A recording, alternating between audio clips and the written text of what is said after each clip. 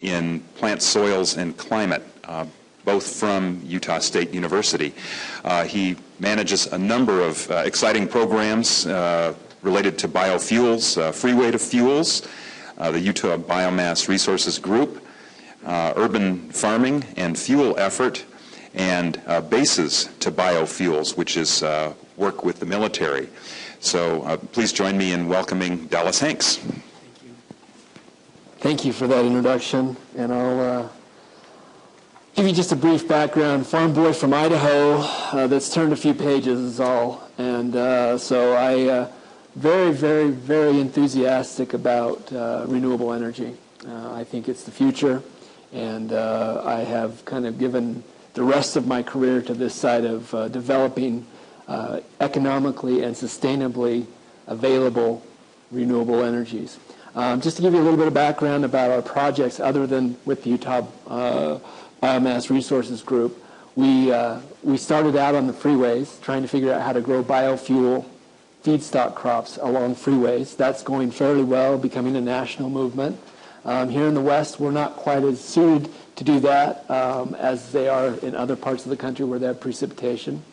Then we were asked by the military to go in and analyze 6 bases east of the Mississippi to see what kind of biofuel feedstocks we could grow on their lands.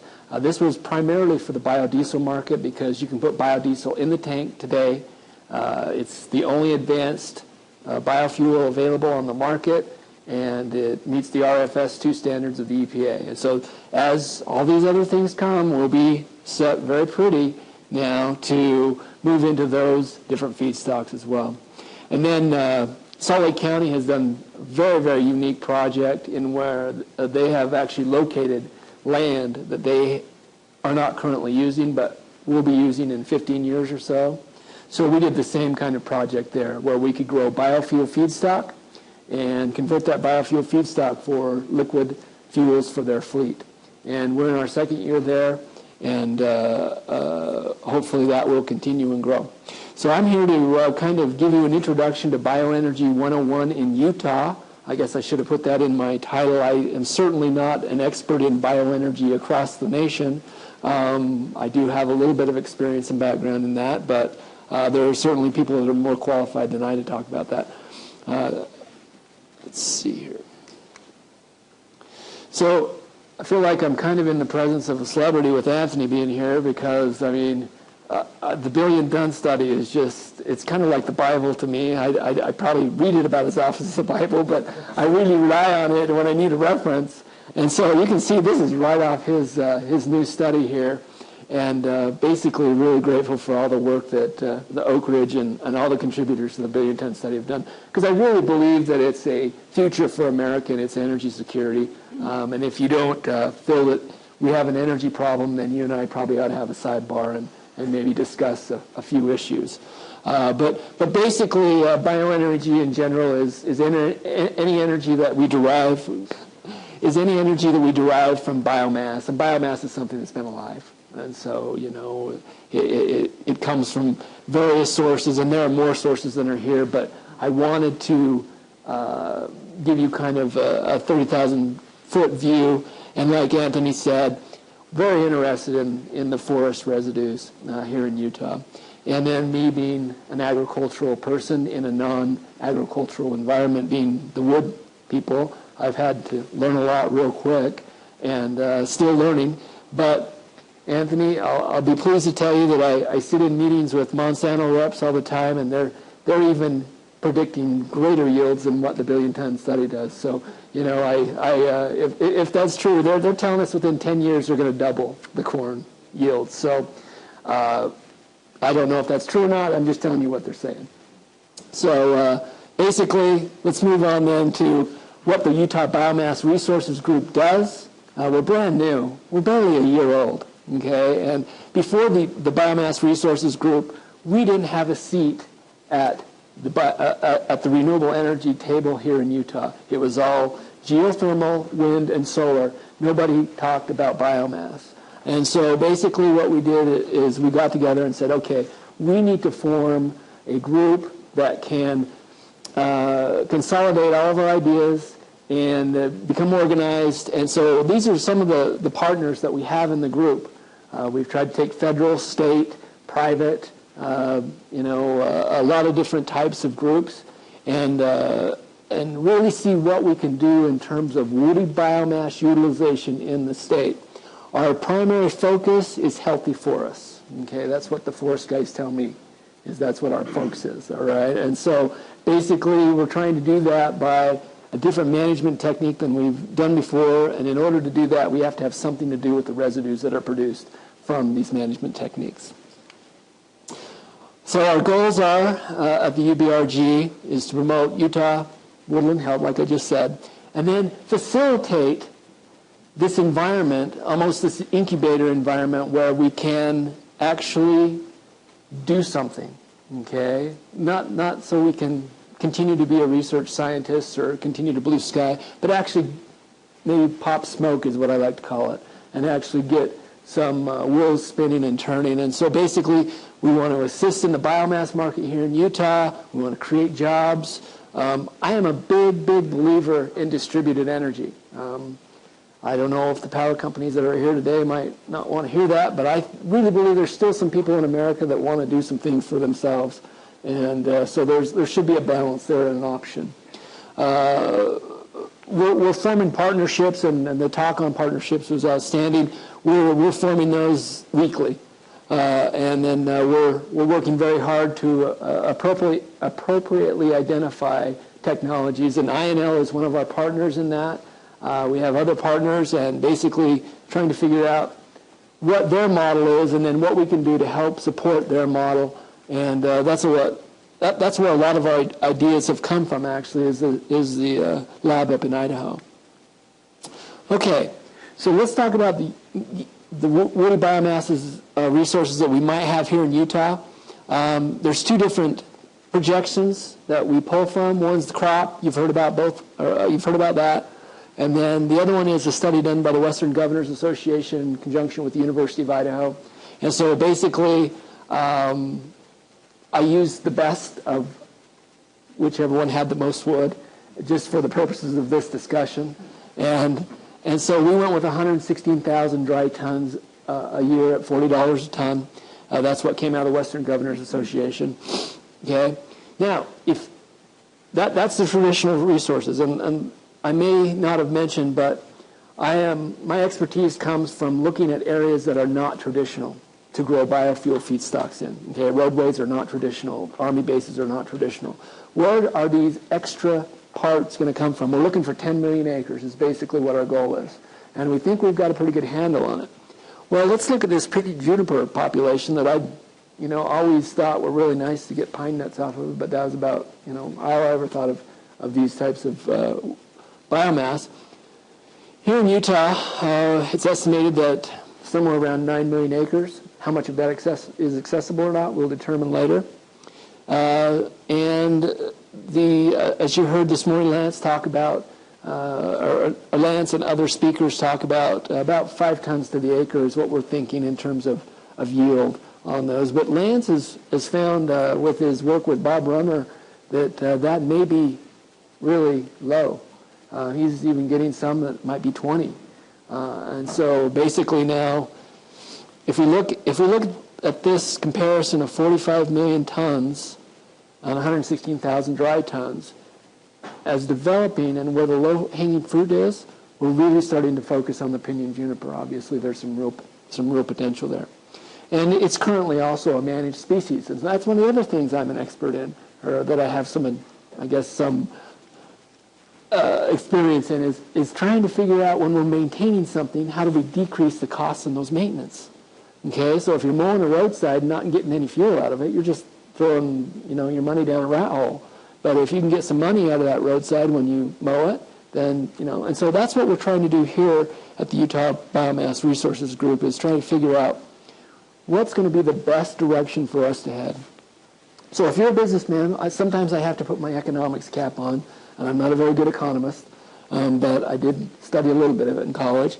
And so if we look at the non-PGA woody biomass in the state, and we assume that the non-PGA woody biomass has the same BTU value, which it doesn't, as does the PGA, This is the difference over a 45-year growth cycle. We have a $198 million industry versus a $1.7 billion industry. Now, of course, you can see the advantage. And this doesn't include, you know, the 5 or 6 or how many hundreds of dollars of acre per acre that we're spending to remove this right now and just leave it laying on the ground. So you can see this is a tremendous opportunity. And then I put at the bottom, if you want to go through all the assumptions and all that stuff, you can. And this is a graph that caught my eye as I was doing some literature research on this. It basically shows the 3 stages, and we've talked a lot about that. Well, as a scientist, I start to look at what's coming down the pipe at us. You know, this phase 1 tree population, it's medium, but the phase 2 is just about ready to tip over into that phase 3, and we're going to have a lot of phase 3. Okay, so that's coming down the pipe at us pretty fast. This is the Nevada, Utah, Oregon, and Idaho region, and basically shows you there that we're stage 2 just getting ready to tip into stage 3. And so as Lance talked about and others in their presentations this morning, we've got some work to do.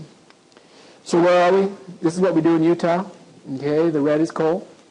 We have a whole 2% of renewable in the state, and so unless you want to call hydro renewable, which you can arguably call that. And so basically we have a lot of market share to capture in terms of business opportunities. The coal company doesn't want to hear that, but you know, it's not much we can do about that. So moving biomass forward and bioenergy forward in Utah. This is the first light bulb that was made by Edison, the Menlo Park in 79. Anybody know how long it burned? 40 hours, exactly right. Okay, and so it cost about, well, I think light bulbs back then cost about, if I remember right, about the equivalent of about 1/4 of what they do today. And so basically, we look at the modern 2011 compact fluorescent. How long does it burn for? Yeah, 10 to 12,000 hours. And so that's a 250-fold increase. So basically, did we fall on top of the mountain when we tried to invent the light bulb? No. Okay, it took years and a lot of hard work, and finally we're at the point where we are today. And so that's what I'm saying about the woody biomass, trying to move it forward as a group here in Utah. We don't have a large budget. We can't afford to buy a $500,000 Biomax machine to pull around the state and tell everybody how wonderful gasification is. So this is the first thing we're trying to do. We're trying to increase that social license that was talked about yesterday. We're trying to increase people's understanding of technology, that this technology that we're developing is not new, that it's at least a century old.